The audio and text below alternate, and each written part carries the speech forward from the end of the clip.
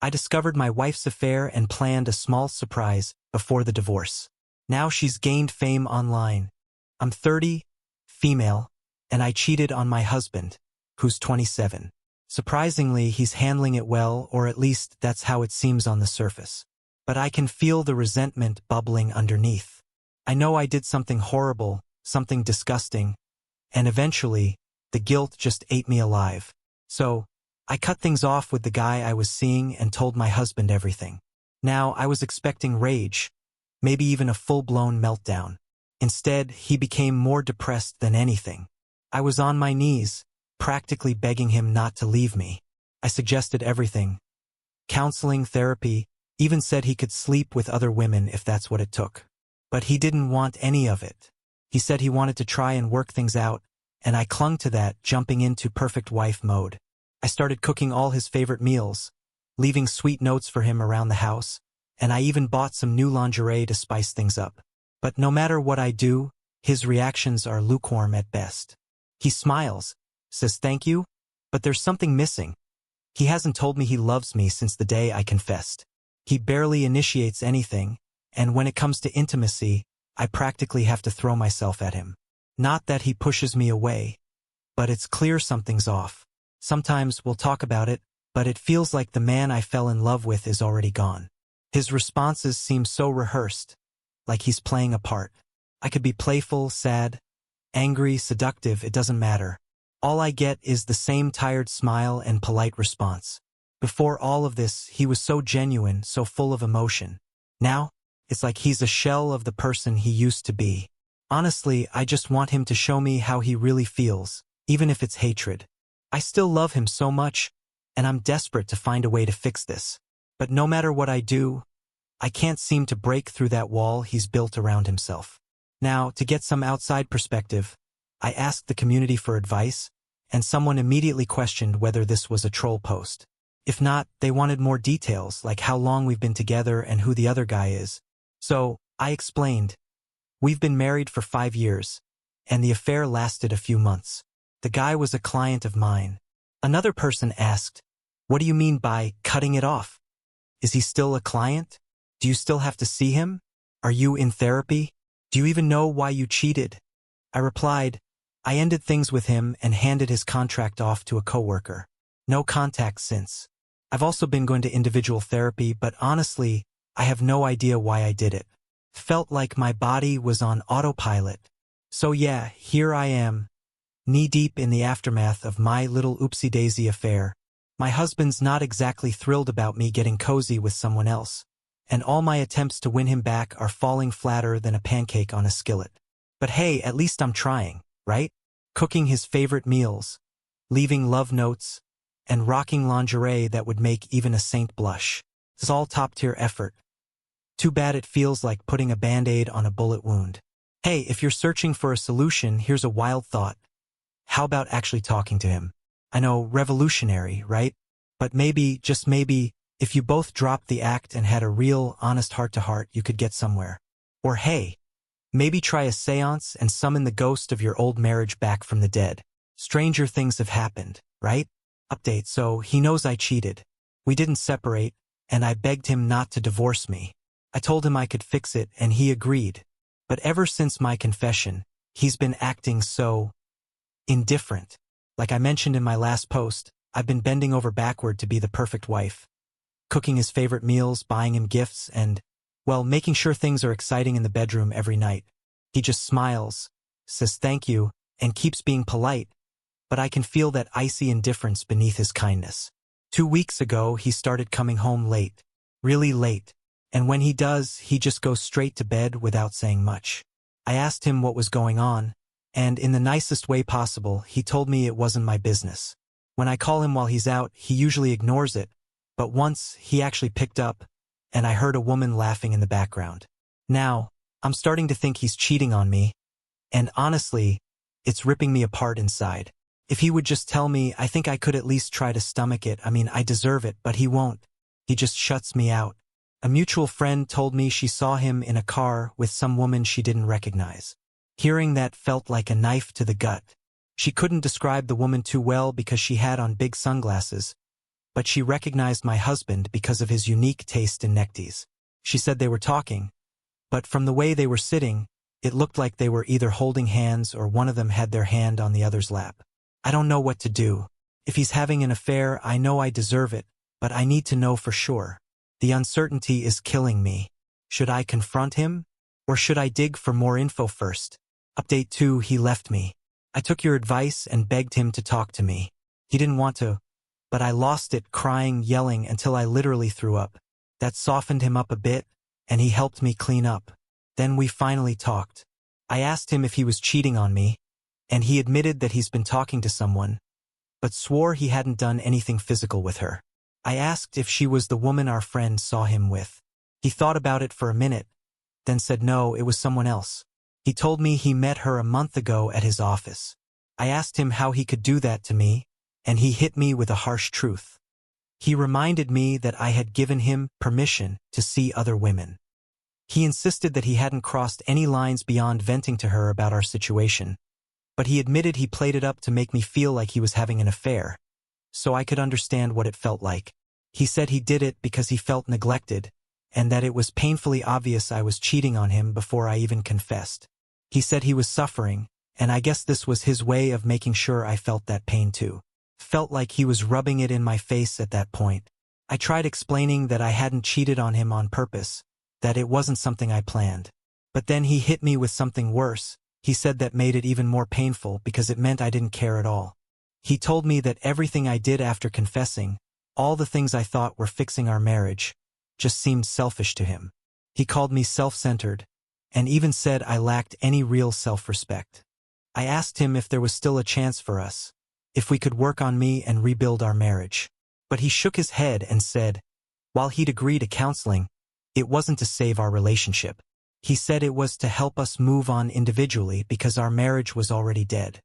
He said he didn't want any ill will between us and that he had to end the charade, because watching the woman he once loved suffer like this was more than he could bear. But then, as if to twist the knife deeper, he said I wasn't that woman anymore. I broke down, sobbing again, and he actually held me, but even then, he kept saying no every time I begged for us to work this out. I asked him what his plan was now, and that's when he told me he's moving out. Apparently, he already found a new place. When I asked if he was going to move in with her, he said no. But she's nearby. That hit me hard. How could he pick a woman he's known for just a month over me, his wife of 5 years? His answer? Those 5 years don't exist anymore. In his mind, he's choosing between two strangers, and she made a better impression. Couldn't help it. I called him a fool, told him she'd probably use him and leave him just like I had. He snapped back and said, she's better than you, for sure. That stung like nothing else. Then, he laid out his plan. He's not going to tell our families that I cheated. He'll just say we grew apart. He'll even leave me the house, but only if I make the divorce smooth. If I try to drag things out, take him to the cleaners, or cause any trouble, he'll tell everyone what I did. He said he'd ruin me, destroy my reputation completely. This all went down yesterday. He's already packed most of his stuff, and I can't stop crying. It feels like I'm living in a nightmare I can't wake up from. It's horrible. It's unfair. I know I messed up, but I didn't think it would end like this. There was one more relevant comment from me in the thread. You guys are right, I suck. But he's not blameless either. He never really wanted to fix anything. He used me for months and then just tossed me aside. And despite everything, I still want him back. I want him to forgive me and forget all the hurt we've caused each other. As for this new woman in his life, I don't think she's going to be good for him. All right, let's dig a little deeper into this pit of dysfunction. Shall we? You thought confessing would somehow wave a magic wand and make everything right again. But instead, you opened Pandora's box and let chaos run wild in your life. Bravo. But hey, at least you two have something in common now. You're both drowning in a mess of your own making. Relationship goals, am I right? Here's the deal. You can keep swimming in your sea of self-pity, or you can grab a metaphorical shovel and start digging your way out of this disaster. No pressure, though. Misery loves company, after all. And in a way, didn't you ask for this the moment you decided to cheat? To cheat on him. Yeah, any woman who doesn't cheat on her husband is already miles ahead of me. I get it. New update. I got served divorce papers today. Feels like I'm stuck in some sort of nightmare. I keep telling myself this can't be real, that any second now I'm going to wake up. My husband moved out 2 weeks ago, supposedly to live with another woman, but I kept tabs on him. A few friends have been keeping me in the loop, and apparently, there was no other woman at all. I really thought, or at least hoped, he was just taking some time to think things through, that eventually he'd come back to me. But today hit me like a ton of bricks. Divorce papers. I don't want to believe that he's really done with us, that this is how it ends. I love him so much. I miss him every single day. But now, it's hard to believe anyone who claims to truly love someone would still choose to hurt them by cheating on them. Now, shifting gears to another level of family drama. From family man to family scandal. My husband of 20 years is cheating on me with our son's 18-year-old girlfriend. I'm going to use pseudonyms for everyone in this post, but buckle up because this one's a lot. I'm 41, female, a stay-at-home mom, and my husband, Paul, is 48 and works in finance. We've been married for nearly 20 years. We have 2 kids, Eric, our 18-year-old son, who's a senior in high school, and Mary, our 15-year-old daughter. Those 2 are the lights of my life. Now, marriage with Paul has gotten a bit stale over the years, mostly due to his demanding work schedule and, honestly, how I've aged compared to when we first met. Eric, my son, has been dating his girlfriend, Amy, also 18, since they were freshmen in high school. Eric absolutely adores her. She's his first love, and I've always considered her part of the family. So, what I discovered recently has been emotionally devastating. Last week, I caught a glimpse of Paul's phone screen and saw a text thread between him and Amy. At first, I thought I must be seeing things. The message I saw? Amy telling my husband she misses, sucking his explicit. I froze. I couldn't believe what I was seeing. I spent the entire day convincing myself I must have misread it, that there was no way this could be real. But it was real. Over the next few days, I started snooping. I wish I hadn't, but I needed to know. I found a folder on his computer filled with BDSM porn. It's clear he has some sort of porn addiction, but that wasn't the worst part. He also saved photos of Amy from her Instagram on his computer. They weren't explicit, she was fully clothed, but the fact that he saved them at all was enough proof for me. I wasn't imagining things. I checked his phone again whenever I had the chance, and what I found just broke me. There were more messages between them, full of mean, cruel things about me. Paul was constantly comparing me to her, calling me fat, old, and unattractive. And Amy? She'd just laugh along with him, LNG, like it was all one big joke. I've had my suspicions about Paul before, paranoid feelings that something wasn't right, but I never in a million years thought it would be this. To find out that my husband, the man I've been with for 2 decades, is having an affair with our son's girlfriend? It's beyond excruciating. I always had a gut feeling that Paul was cheating on me, but never, not in a million years, could I have imagined this. Last month, I found a thong in our bedroom, something I knew wasn't mine. I turned a blind eye, naively telling myself it might belong to our daughter, even though that made absolutely no sense. Now, I know the awful truth. Not only is he cheating on me, but he's also betraying our son. The devastation I feel is beyond words. Anger, shock, disgust. It all feels like too much to handle right now. I know I need to take action, but I'm absolutely terrified of what this revelation will do to Eric. How do I even begin to approach this nightmare of a situation with my son? I wouldn't wish this on my worst enemy. I can't believe I married this scumbag in the first place, and now my mind is racing. I started noticing strange behavior from Paul right around the time Amy turned 18. Was he just waiting for her to hit that milestone before pursuing her? There are so many layers to this disaster, and I feel paralyzed with fear and dread. None of this makes any sense. How did it happen? Am I that much of an idiot for letting all of this unfold right under my nose? Eric absolutely adores Amy, and the thought of breaking this horrible news to him makes me sick. The damage this could do to his heart and mind could be catastrophic. My heart aches for both Eric and Mary. They are completely innocent bystanders caught in the middle of this mess. I haven't confronted Paul yet, mainly because I'm scared of the domino effect it could set off. I don't even know who to turn to first for help or advice. I'm sharing my story not because I'm looking for sympathy, but because I desperately need to understand how to deal with this betrayal. I'm hoping that maybe someone out there has gone through something even remotely similar and can offer advice. Additional details. I didn't go into too much depth in my original post because I didn't want to make it long-winded, but here's how I stumbled upon the texts. Paul wasn't actively using iMessage at the time, but the app was still open in the background on his phone. You know how when you swipe up on an iPhone, it shows all the open apps? Well, Paul has this compulsive habit of closing all his apps, and when he was doing that, I caught a glimpse of the message thread with Amy. It's not like he was recklessly leaving it open for me to see. It was just a mistake on his part. I also mentioned in my post that I went back to his phone later to confirm my suspicions on a different day. Some people are accusing me of changing my story, but I'm not. I've been consistent about what happened. Now, let's get into some relevant comments. One comment hit hard. If she just turned 18, isn't this illegal? There's no way they weren't doing something before she was an adult. And even if they weren't, the age gap is massive. Your husband is beyond suspect. You need to call the police. I replied, she's been 18 for 5 months now, but I still have no clue when this sick affair started. I've been trying to figure it out, but he deletes his texts every couple of weeks, probably to cover his tracks. I haven't been able to pinpoint when this disgusting betrayal even began. I added, thank you to everyone for the support. I'm sorry if I haven't been able to respond to all your messages.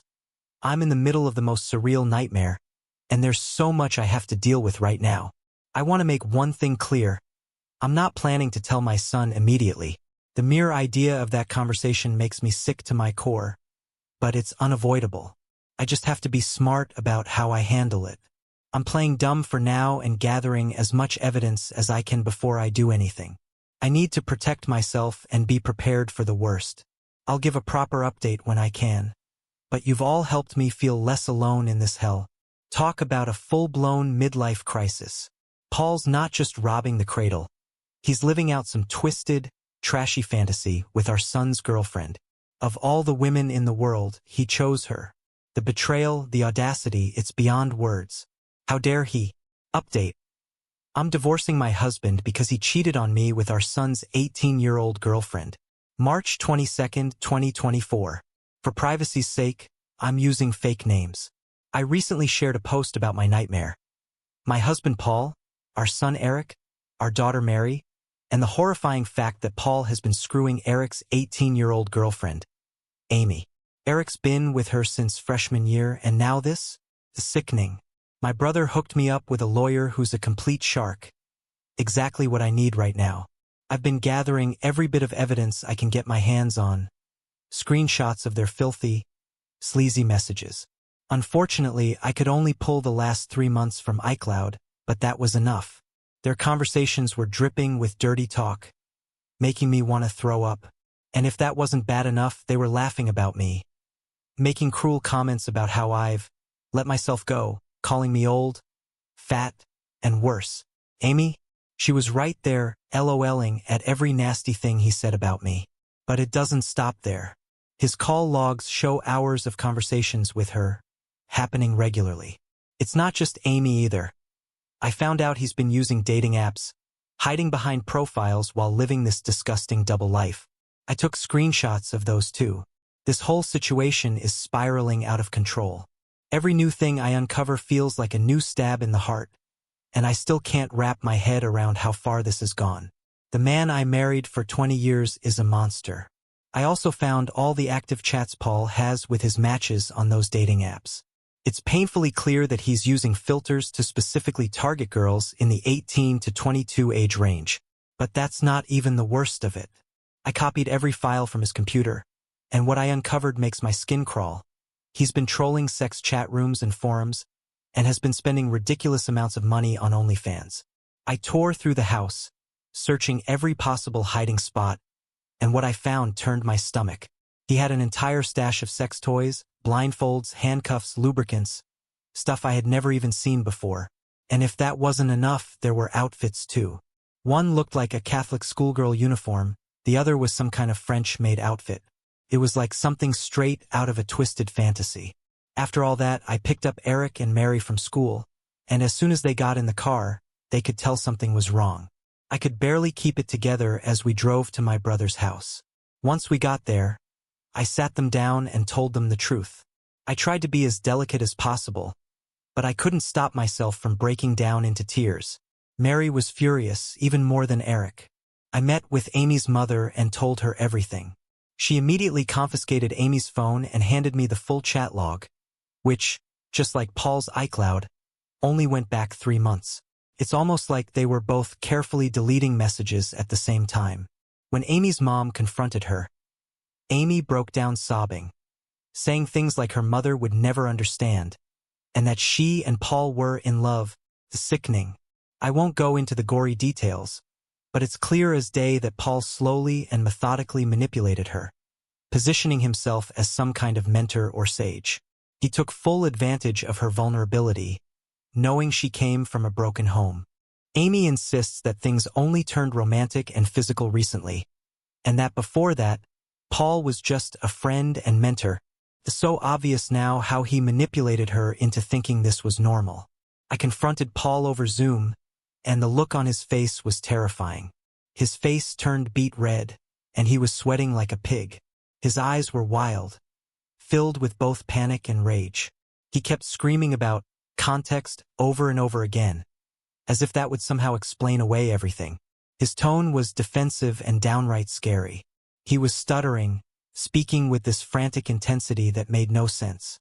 I refused to tell him where we were, and that sent him into a fury. He yelled that I had no right to take his kids away from him, and then, out of nowhere, he abruptly ended the call. My lawyer is already filing for temporary sole custody of Mary, as well as a restraining order.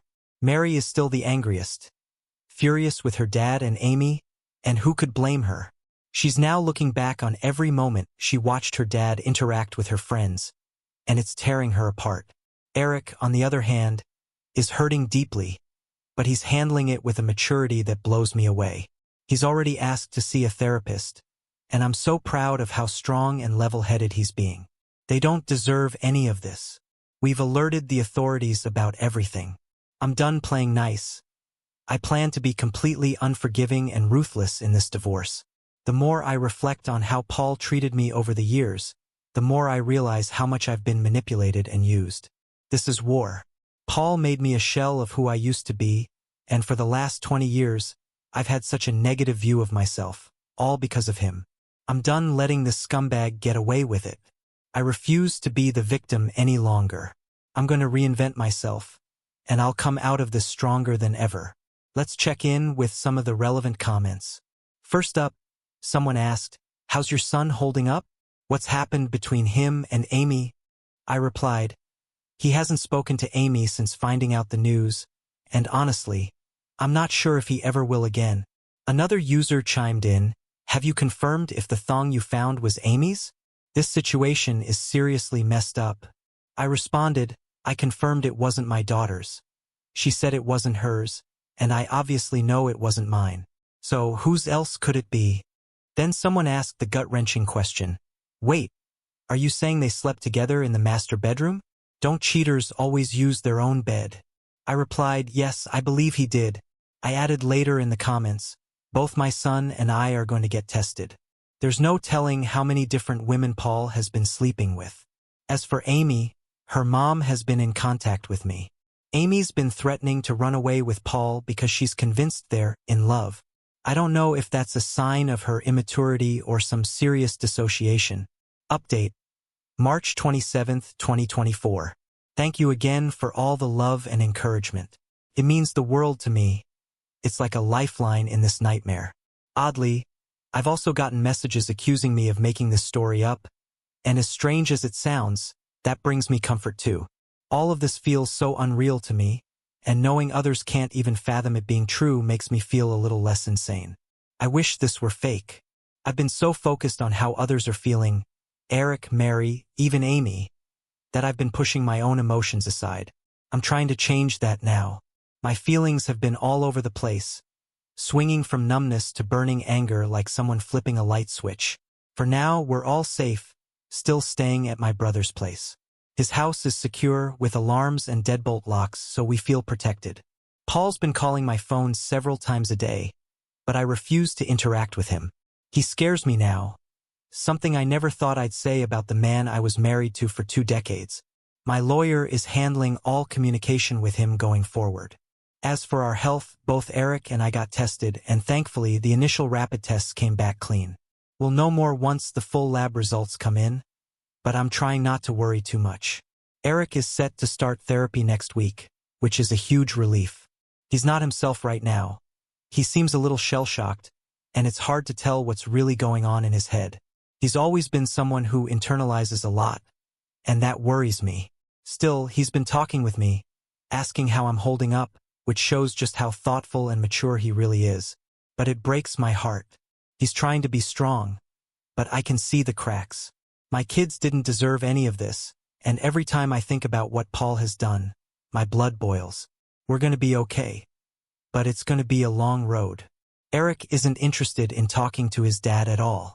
Paul only calls my phone. He hasn't tried reaching out to either Eric or Mary. It's like he knows he's in trouble. I can feel it. Paul is scared. He hasn't reached out to the kids because he knows, deep down, that if anyone really digs into this mess, he could be in serious legal trouble. That's what my gut is telling me. I keep thinking about that Zoom call, and the more I replay it in my mind, the more I see a man whose world was collapsing in real time. The panic in his eyes was unmistakable. He was sweating bullets, barely able to speak without stumbling over his words. He looked like a cornered animal. Mary, on the other hand, has been handling things in her own way. I offered to set up an appointment with a therapist for her, but she said she's not ready. She's open to it eventually, but for now, she just wants some space. She's been talking to her friends about her dad, asking them if they ever felt anything off about him. The responses have been unsettling. Her friends admitted that they always felt like Paul was staring, hovering around whenever they were over at the house. One of her friends even said she noticed him checking her out, especially when she was wearing yoga pants. He'd make comments about the color like he was complimenting her, but in hindsight it feels disgusting. Another friend mentioned that Paul would often position himself in different spots in the room, almost as if he was trying to get a good view of them. And it wasn't just the staring. He'd ask weirdly specific questions about their social circles, like which clique they were part of at school, and if they were popular girls. Looking back now, it all feels so much more sinister. I'm completely horrified and embarrassed that they had to deal with this in our home. Now, on to Amy, which is the main reason I wanted to write this update. So many of you have pointed out that she's also a victim here, and I completely agree. I've done everything I can to support her indirectly, talking to her mom, offering guidance, but unfortunately, Amy is still trapped in her delusion. I can only hope and pray that one day she'll come to her senses. Right now, she refuses to see any doctors or therapists, and she's been constantly trying to get in touch with Paul. She truly believes that they're in love, and from what her mom has told me, she's been completely shut out by Paul. He's cut off all communication with her, and Amy blames me for it. She's convinced I'm the one who took away his devices, controlling everything like some kind of villain. Any attempt her mom makes to show her the truth is met with hostility and wild conspiracy theories. Her mother even showed her screenshots of Paul's dating app profiles, complete with all his matches, but Amy refuses to believe any of it. She claims I photoshopped the evidence. In her mind, I'm the bad guy, and Paul is still her knight in shining armor. It's heartbreaking, but right now, there's nothing I can do to pull her out of this twisted fantasy she's trapped in. Amy keeps spewing nonsense like, everyone's just mad because I found a real man, and that I'm jealous because she takes better care of him than I ever did. It's horrifying to hear, but it lines up with the conversations I've seen between her and Paul. So much of what he said to her was just him complaining about me, especially sexually. She's dead set on the idea that they're going to end up together in the long run, like some sick fairy tale. Honestly, he's a slimeball through and through. I can only hope that Amy eventually wakes up and realizes the truth. But right now, me directly stepping in doesn't feel like it would help. She's too deep in this delusion to see what's really going on. Maybe eventually she'll come around, But for now, I have to step back. Here are a couple of comments from the community. One user said, "I'm so sorry this happened to you. From everything you've posted, it sounds like your husband wasn't a great one to begin with. Someday, when you're ready, you're going to find someone who loves and appreciates you for who you are. Someone who will see your beauty as you age. Your son is going to be okay too. It's a painful lesson, but he's learning what real men should be like. Eventually, he'll understand that Amy was groomed and abused. She was vulnerable and your ex took advantage of her. Hopefully, once she's had time to process everything, she'll come forward and tell the police the full story." I fully believe something was happening before she turned 18. I replied, "I believe something happened before she turned 18 too." Another user asked, "Do you think they kept their relationship secret for most of Eric and Amy's time together? What a disgusting father. An absolute pig. If that's the truth." I responded, "I'm not sure when things became physical or romantic, but I definitely think the grooming started as soon as Eric began dating her in freshman year. That whole mentor and friend act Amy keeps talking about, that had to start right away. The way she's acting now, so indebted to him, believing every single thing he says. It's clear this has been going on for a long time. She only turned 18 5 months ago, and her obsession with him is way too strong for this to have just been a short fling. It's clear his influence on her had been building for a long time." One more quick comment from the community. One person commented, "If they're consenting adults, there's nothing to report. This is a personal issue that should be handled by attorneys and the people involved. People are way too quick to jump to the police these days. The OP is handling this the right way, and if any legal issues arise, her attorney will deal with it." I replied, "The only thing we can really count on at this point is the possibility that Amy will have an epiphany, realize the reality of her situation, and come forward about when this all started. But since she's 18 now and doesn't want to say or do anything that could get Paul in trouble, there's not much we can do legally, unless other girls come forward that I don't know about yet. Well, my life has definitely taken a sharp detour into the Twilight Zone. Seriously, what the heck is even happening anymore? Paul's got more red flags than a communist parade. He's like the walking, talking poster child for everything you shouldn't do in a marriage. A living, breathing cautionary tale wrapped in a tailored suit. And don't even get me started on his creepy interest in my daughter's friends, who sits around ogling teenagers like they're picking out fruit at a grocery store, asking them about their popularity status. That's some serious predator-level behavior. It's like he's trying to relive his high school glory days through their Instagram photos. Then there's Amy. Poor girl has gone from your typical high school romance to a full-blown episode of Survivor, Creep Edition. She's stuck in some twisted fantasy, thinking she's found true love with Paul. Meanwhile, my son is getting a crash course in the world of messed-up relationships. Forget sex ed, he's learning Betrayal 101 in real time. But at least he's got me in his corner, armed with a hefty dose of motherly love and a solid plan to guide him through this absolute dumpster fire of a situation. New update. I can't even begin to express how grateful I am for the support I've received. It's been overwhelming, and it's meant more to me than I can say. Unfortunately, though, with all the positivity, I've also received a flood of negative, accusatory, and downright harassing messages from people who think I'm making this story up. Someone left a comment on some post somewhere claiming my story had been debunked, and apparently people believe them. Now, my inbox is filled with messages accusing me of lying for money. Let me be clear. I'm not asking for money, and I never have. I came here out of pure emotional desperation, not expecting anyone to invest in my story the way they have. I'm not looking for sympathy. I'm not gaining anything from this, and I certainly have no reason to lie. If you don't believe me, that's fine. I honestly don't care. But please don't cross the line by sending me hateful, accusatory messages. The only reason I'm continuing to post updates is because of the people who've shown me kindness and support, and I won't let the negativity drown that out. To everyone who's sent love and support, I can't thank you enough. It's been a huge lift for my spirits in such a dark time. As for the divorce, it's well underway. I'm not going to dive into the specifics since it's ongoing, and I need everything to go smoothly. I've been granted temporary custody of Mary, and Paul is required to pay temporary child support. There's also a protective order in place. Paul can't contact us or come near. Right now, we're focused on navigating through this legal mess, and while I can't share too many details, I'll say this. There's overwhelming evidence against Paul that will have lasting consequences for the rest of his life. Trust me, justice will be served, and when I can, I'll share more about that.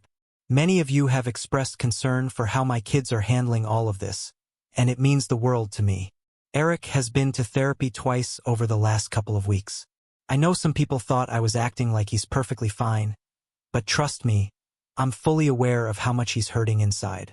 We're doing everything we can to make sure he feels supported and loved. My brother has been incredible. He's spending a lot of time with both Eric and Mary, and they've both opened up to him. His marriage is rock solid, and both he and his wife have really stepped up for us during this nightmare. Mary hasn't seen a therapist yet, but she's promised she'll be open to it soon. Her initial anger has shifted into a deep sadness, and it breaks my heart. I'm hoping I can get her to see someone soon. Her friends have been a big part of this, too, and Mary is still grappling with the betrayal on multiple levels. I know many of you are also concerned about Amy. I wish I had better news, but things have only gotten worse since my last update. Paul has continued seeing Amy, despite her mother trying everything she can to keep them apart. Amy's defiant, telling her mom that she's 18, an adult, and she can do whatever she wants. Her mother is in an incredibly tough spot. If she kicks Amy out of the house for defying her, Amy might run straight into Paul's arms. To clarify something a lot of people have asked about, no, Eric and Amy don't go to the same school anymore. They did attend the same junior high, but Amy ended up going to an all-girls Catholic high school, while Eric and Mary stayed in public school. We all lived in the same town, so they got to know each other during the summer before freshman year, and that's when they started dating. I wish there was more I could do, but Amy is trapped in this delusion, and every time her mom tries to intervene, Amy digs in deeper.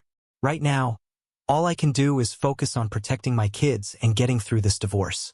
Amy's mom has been considering kicking her out, but I think that would be a massive mistake. If she does that, Amy will run straight to Paul, and that's the last thing anyone wants. Over the past week, Amy has been spending more and more time with Paul. Even though he initially ghosted her when everything blew up, some days she's just gone for hours. I wish there was more I could do, but my hands are tied. Still, with everything I know about Paul and what's about to come down on him, I truly believe things will take a turn soon. I can only hope Amy will find the help and guidance she desperately needs when the rest of the truth comes out. In the meantime, I'm focusing on my own kids and my mental health. Amy's mom knows she has my full support, but right now that's all I can really offer. We're all just waiting for the other shoe to drop. Here are a couple of comments from the community. One user said, "To be honest, the only way Amy will realize how messed up Paul is will be when he sleeps with someone else or accuses her of seducing him. Even if he gets convicted as a sex offender, I don't know if that will be enough to convince her that he's dangerous. I'm curious about what Paul's intentions are. He ghosted her, and now they're meeting up again. Worst case scenario, he's prepping her to falsely testify for him, which wouldn't take much to convince her. Amy's mom did what she could. The best thing she can do now is sit and wait, but don't kick Amy out. Let her know she'll always have a roof over her head and pray she snaps out of it soon, before she burns all her bridges and wastes her life on a man who's ruined so many others." Another comment read, "Take care of yourself and don't stress about the internet trolls. They're heartless people who find joy in tearing others down when they're already hurting. Though I'm a stranger, your story moved me, and I'm genuinely sad that you're going through this. Please take care of yourself too. Your kids seem like they're doing okay for now, but you need to be well too. Paul, the gift that keeps on giving. Except every gift from him is a nightmare.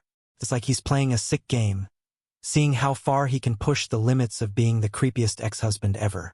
He's a master manipulator, pulling strings like a puppet master while Amy is the helpless marionette, dancing right into the flames. And that flame? It's not a romantic candlelight dinner. It's a full-blown dumpster fire. As for Eric, he didn't just lose his girlfriend, he lost his father too. It must be gut-wrenching for both Eric and Mary to learn all of this about the man who was supposed to protect and care for them. It's a bitter pill to swallow when you realize the person you trusted most is capable of such callous disregard for your well-being. Learning your dad's a cheater is one thing, but discovering he's a full-on creep? That's a whole different kind of heartbreak. Do you have a similar story? Share it with us in the comments below. Thank you for joining us today. Be sure to like, subscribe, and hit that notification bell so you don't miss out on our next video. See you soon.